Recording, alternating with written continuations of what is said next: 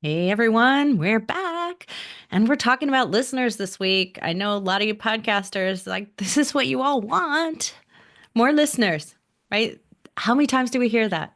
Everybody wants more listeners. I meet with a ton of podcasters every day and every week. And regardless of what outcome ultimately they want to get out of the show, their long term goals to get out of it, it all is always helped or improved by having more listeners. Right. So, welcome back to Feed Your Brand. I'm Tracy Hazard along with Tom Hazard, and we are talking about listeners like we were just saying, right? And this is because nobody starts a podcast to just talk into the mic, right? Well, You're I maybe, expecting someone on the other side. well, yes. Although I do think some podcasters Like to hear themselves speak. like to hear themselves speak and really don't have what's in it for the listener top of mind. It happens, but It guess does. what? There's a balance, and really, we always say, and you've heard us say this before. If you've been listening to Feature Band for a long time, you need to serve the listeners first. Right. And here's the thing. A lot of you don't understand the listeners. That's what we're going to talk about today. So, where do listeners go to get podcast recommendations is our topic for today that we're going to talk about. And a lot of you who are podcast hosts are not podcast listeners. So, you don't know where you go to get podcast recommendations. You've never gotten one. You don't ever do that, right? Absolutely.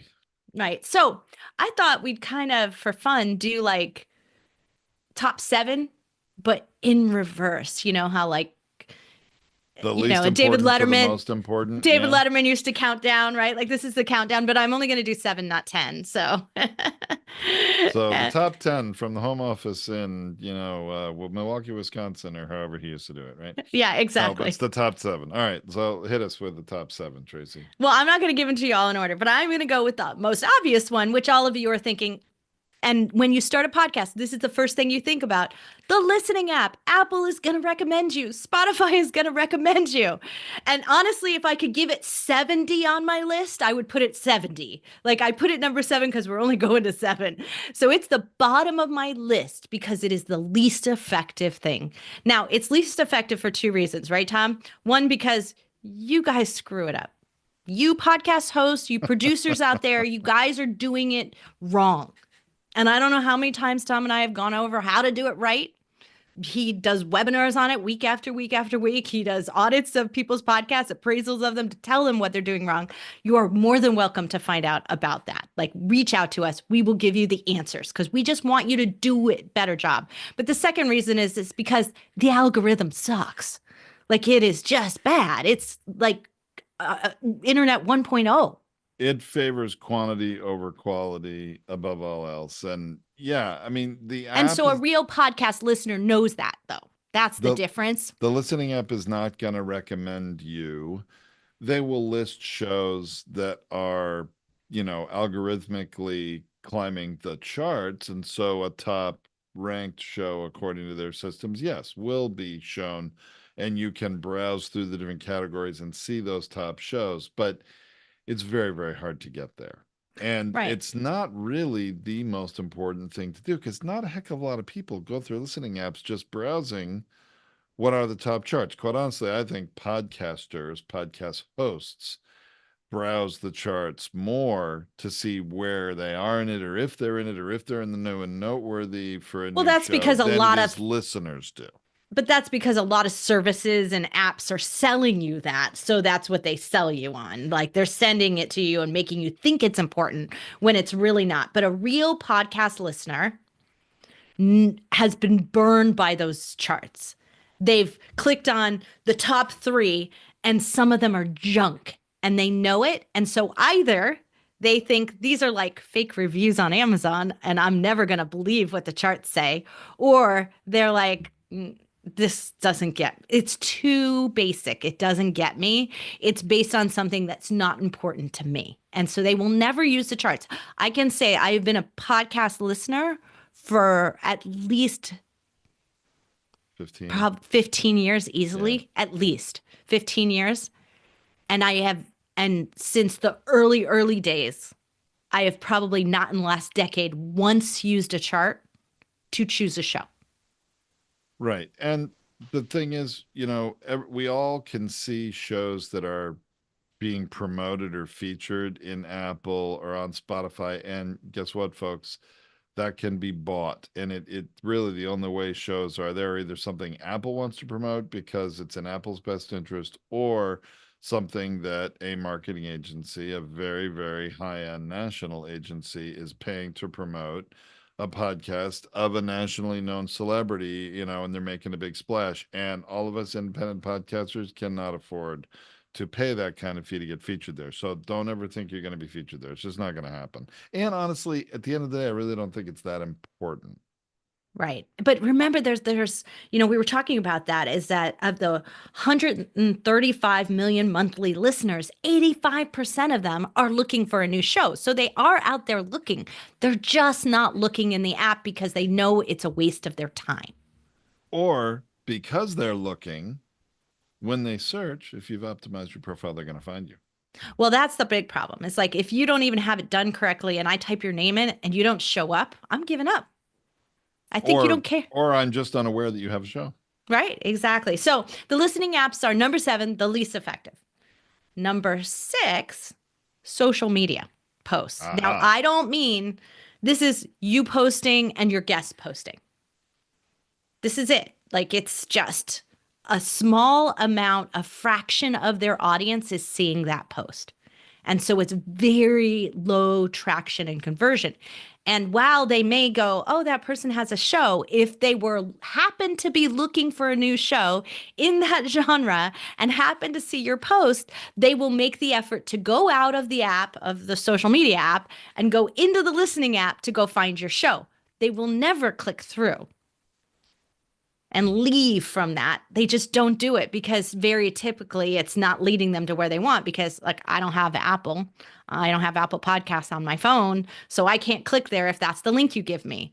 If the link you're giving me is your website, you're probably doing better, but now it's a 2-step process for me. So I know that, and I'm just going to immediately go into my player app and I'm going to go search if I find what I'm looking for. But that's a small percent of a small percent. That's why it doesn't convert well. And it requires leaving the social media app, of which they're very happy within. So they're very happy to get your tip in there. They're very happy to hear about you. It's great brand reinforcement, but it is highly unlikely to get you a new listener. I think there's varying degrees of success that can have. But I agree, Tracy, we do see podcasters dealing with a lot of disappointment when they have an influencer that has 1 million followers and they share their show, and the lift in listenership they get is barely a blip on the chart of all your analytics. And that can happen. And because social media followers and viewers are not necessarily podcast listeners, but some are. Undoubtedly, there's a reason we all, and including we do it, Tracy. I mean, we always do share our episodes on social media. We get more traction and reaction, I think, on LinkedIn than anywhere else. But there's, lots of places we share it because we want to raise awareness. But it is not to get new listeners. It is to reinforce it with our current listeners, our current followers. That's where we do better.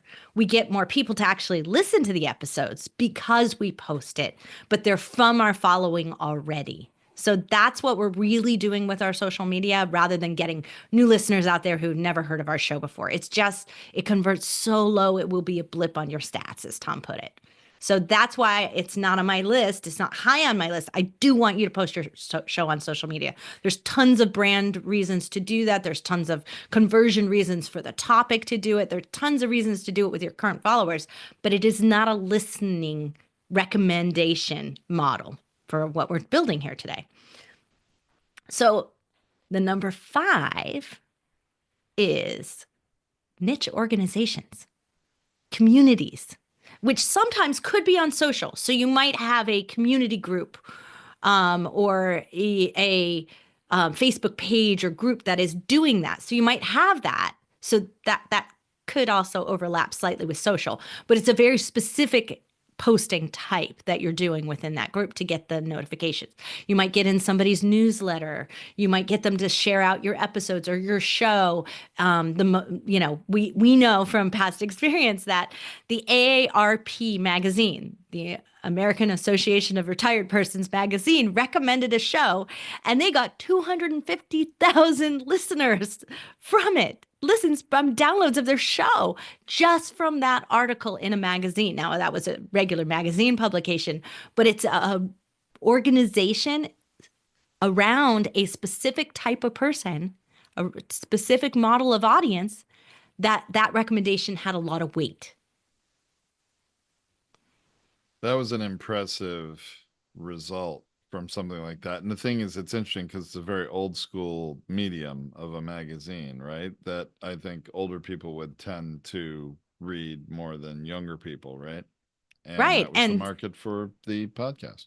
And it worked out great. So those, do not underestimate those niche publications, trade publications, niche organizations, newsletters, the Facebook pages, and all of those things where communities are gathering. And when one person recommends, the bunch of the other members of the group who listen already will all chime in and say, oh yeah, that's a great podcast. That kind of social proof will really help your show grow. So that one is number 5 on my list. The reason it's only number 5 is because it's harder to find the groups that are going to have that kind of result for you, that are really going to do the good recommendation model. And so you just got to find the right ones. All right. Okay. Number 4, articles and lists. It ties kind of to that one that we're doing, but getting articles written about you, whether they're online articles or in print publications, but getting articles written about your show or making the top 10 lists.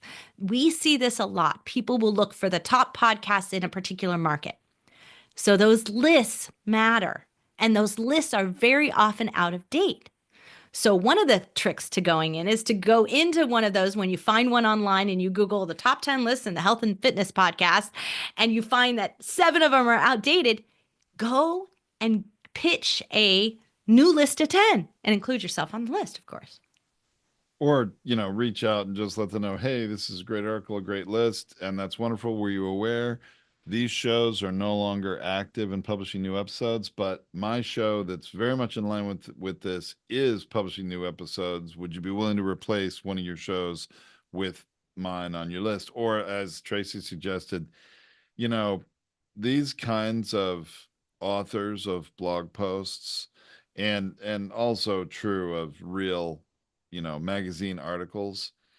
One thing that is pretty universal about them, and of course, any of them hearing me say this are going to be unhappy with me right now, but they're pretty darn lazy.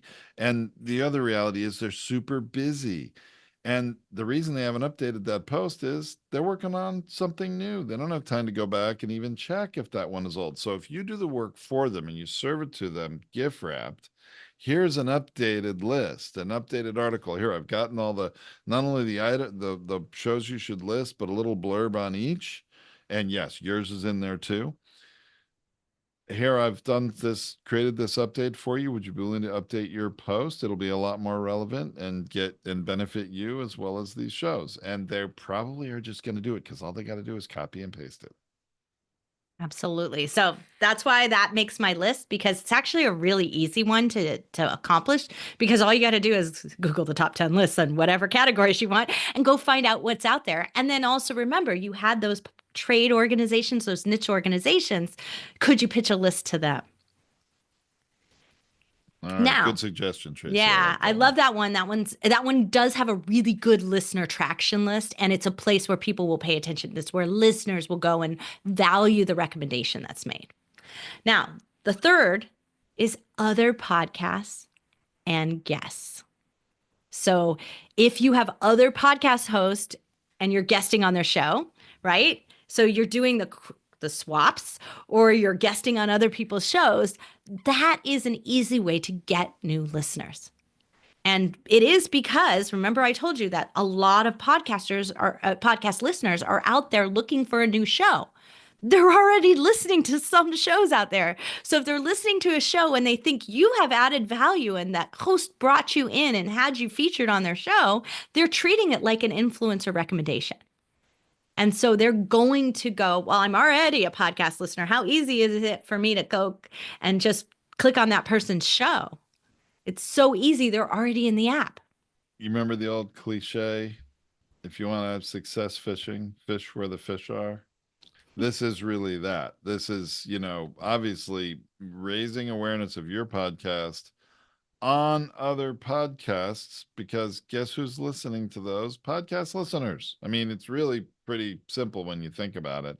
Now, I'm always for casting a wider net to find people who are, not just in the podcast ecosystem, that are out there and maybe unaware and not thinking about a podcast. Sure, I'm all about that. And there are programs and ways to do that. But definitely use podcasting to your advantage. And this works very well. Right. Absolutely. This is one of the great ways to do that. Now, I want to lump in here mobile apps as an option. And the reason I say that is because mobile apps are also have the same effect. If I'm already listening or I'm already on my phone and using an app, it is a lot easier to go from that to choosing your show, right? It's not a very difficult move because I'm already on that. So if you have any opportunities to do mobile app advertising or any kinds of those things, so like that, is a paid model. All the other things I've been talking about today are unpaid. But if you want to do something, that is the only one that we see equaling podcast guesting in terms of its conversion rate. So I would tie those two things, but this is an unpaid list, not a paid list. So I want to do that. So if you want to hear some more about that, Tom's an expert in some of those mobile ad advertisements, and you run a webinar very frequently about it. We could put a link in the blog post for that. We could put a link to that. We could put a link to a landing page about this program called PromoCast that, if you want to put just a little money into promoting your show, can get you an awful lot of exposure. It's not, this does not cost a fortune. But the goal is listener growth, right? Like it's nothing but that. Yeah. Well, let's continue with the on the unpaid list. Yeah, exactly. We're down to number 3, are we now? No, Tracy? We're now to number 2. We just did number 3. Now we're on number 2. Number 2 is friends and family, word of mouth. Like, this is the part where, gosh. I mean, how often do use you your not own network, right? Gosh, use your own network. Don't forget to invite them to like your show and share it and do things. And then the other one I say, this kind of word of mouth is a broad thing. How many times do we go to a podcast host speech somewhere and they forget to tell people they have a show? Oh my gosh. Anybody who is ever at an event and speaks from a stage or anything, I mean, it could be even in your local community. It doesn't even have to be like a business event. It could be a personal event.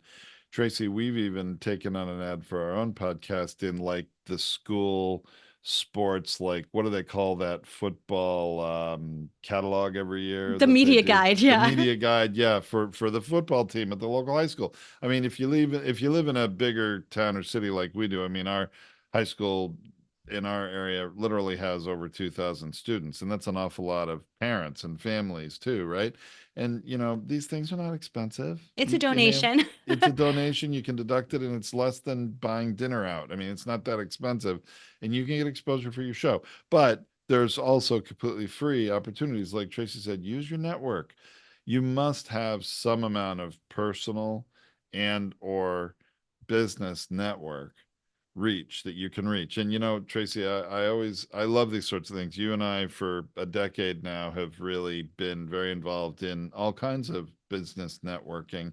And there was this person who you and I both know who was talking about the power of the network. And when we're at an event with just a small number of people, right, and maybe 100 people, right, well, you go to that event, you meet 100 people, okay, but you raise awareness of your show with those 100 people, you have the opportunity not just to be exposed to those 100 people, but the 200 people they have in their phone contacts that are right on them, right? So when they hear about your show, they've got a lot of people they know, and they think, oh, they might like that show. They might like that show. And you can actually get connected with a lot more people, not just the people strictly Right. in that So room. that's why I want to raise the idea in your head that word of mouth is your mouth, not just other people gossiping about your show and talking about your show, right? You want other people to rave about it and then subscribe.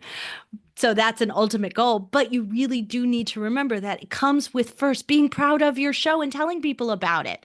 And that comes to the next part of that sort of ABC of this number two, which is that you should tell your listeners, ask your listeners to share the show with someone they think needs it. Don't say, go ahead and post about us on social media. Just go share the show with someone in need, someone who can use the advice that I just gave today. Like, ask for one. They'll do more. They'll do more if they benefited from it. They will. So do not forget about that power of the word of mouth, because if I recommend a show, that person will subscribe. They will check it out. They will take the time to do it. So the number one, Tom, I bet you can guess what the number one best converting way to get new listeners to your show, the place that listeners go most to get podcast recommendations. Where do they go? Where they go? Wait. I don't want to screw this up in front of everybody. So where do listeners go, number one, to get recommendations for what podcast to listen to? Yeah. Where do they go? Google. Absolutely. They Thank go to goodness. Google. I'm glad I didn't mess that one up. I mean, this is what I do for a living. Okay. Right, no, exactly. It's true. Google is really universally the number one place people search for pretty much anything, not just podcasts. And don't get me wrong, a lot of people search in a podcast listening app. Other people will search and ask Alexa. Other people might ask Siri. Okay, great. That's true. Google's the number one search engine by far. And I'm talking, everybody says, well, YouTube is the number two search engine. Yes, it is.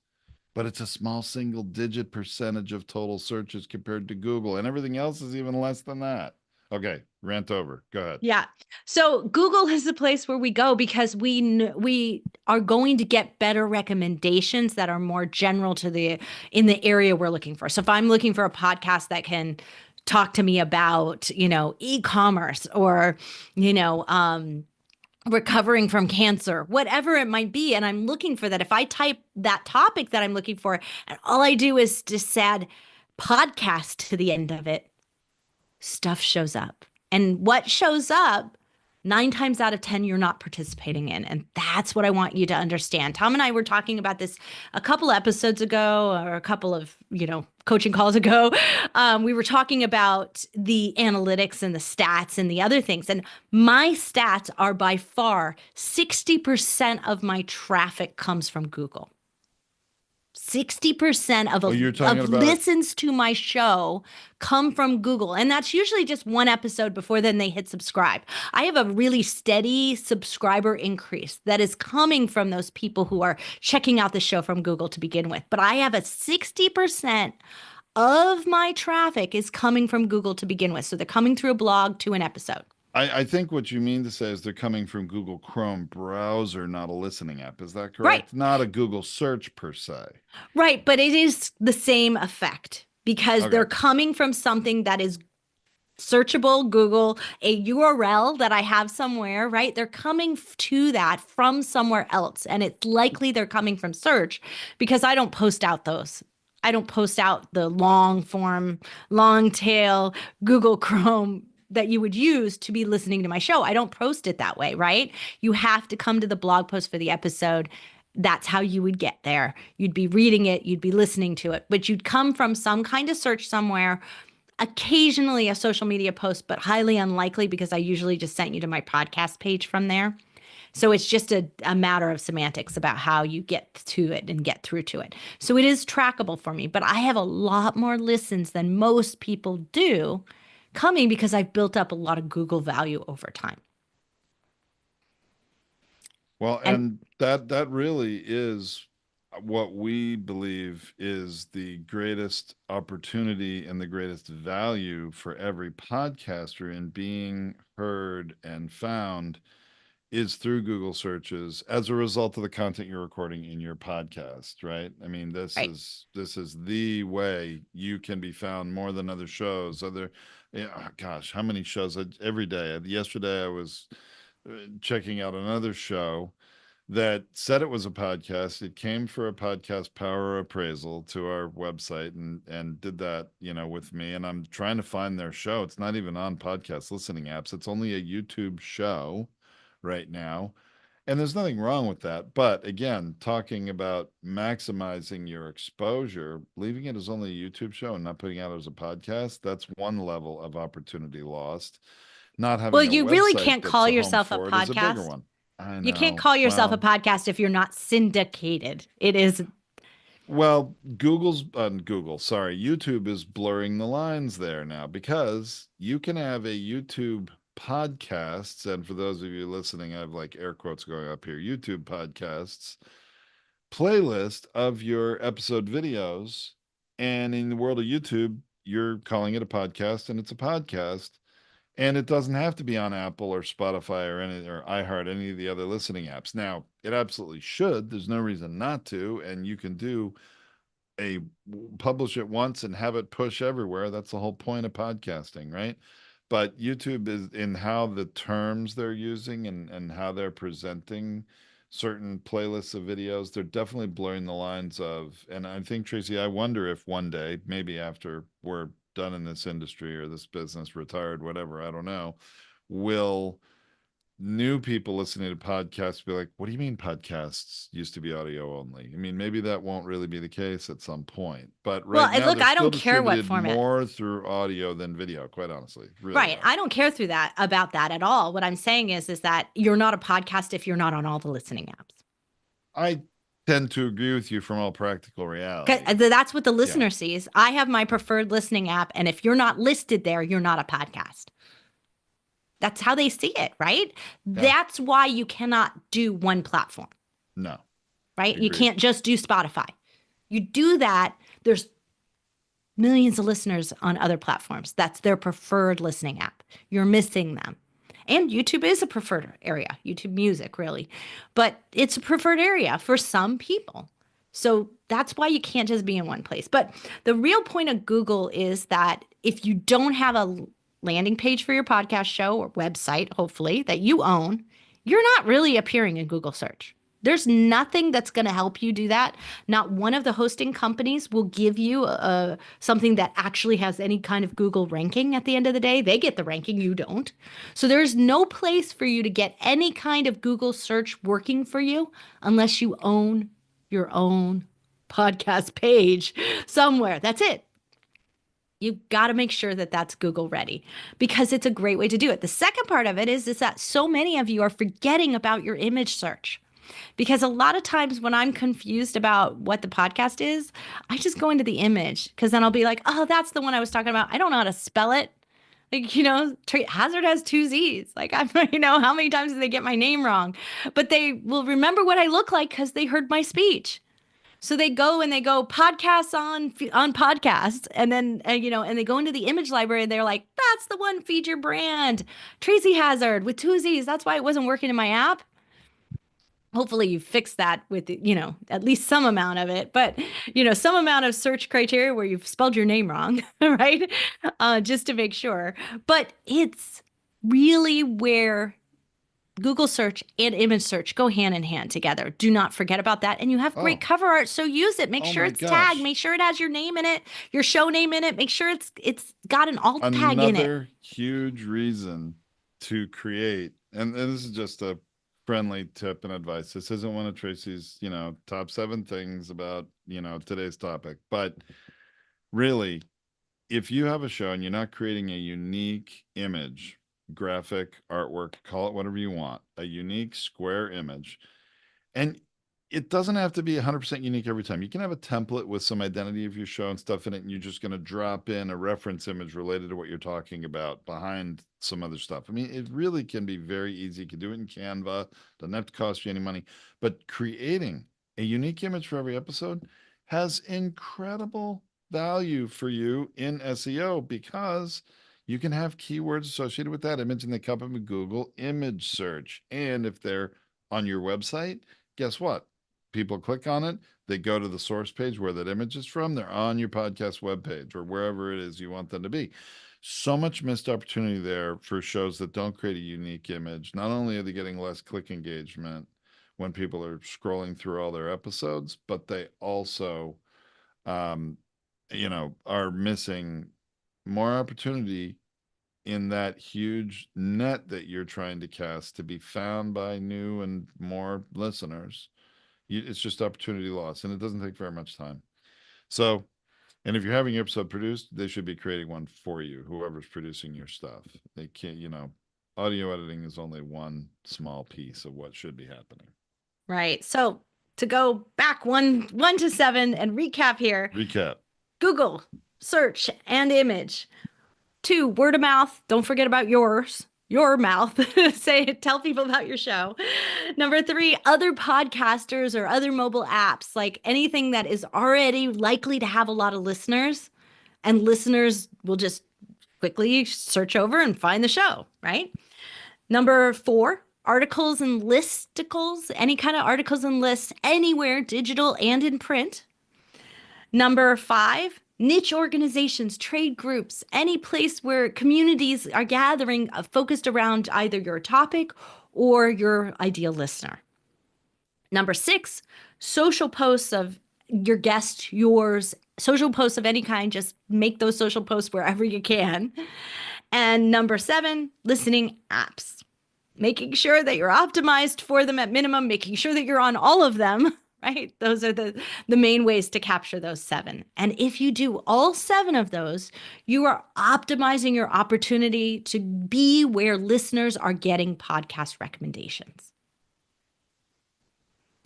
So I couldn't say it better myself, Tracy. Really don't have anything to add to that. I think this is really valuable information for all you podcasters out there. You need to be aware of these things. And, if you don't have the budget to pay someone to promote your podcast who's doing it for you, then here's a roadmap for what you can do. Absolutely. So if you are one of our listeners, and we have a lot of you who are podcast producers that have podcast service companies, there's a graphic for this. And the graphic will be in the blog post for this episode at podcastersunited.org. Please share it out with other people. It helps share the Podcasters United community, so that helps as well. And as always, we will be back next week, right, Tom? We will be back next week with another episode trying to help you figure out this podcast marketing world and how you can get more listeners, how you can get more from your show. Absolutely. All right. All right, live stream folks, we're going to go. We'll see you next week, and we're going to be here for our community live to answer some questions, have some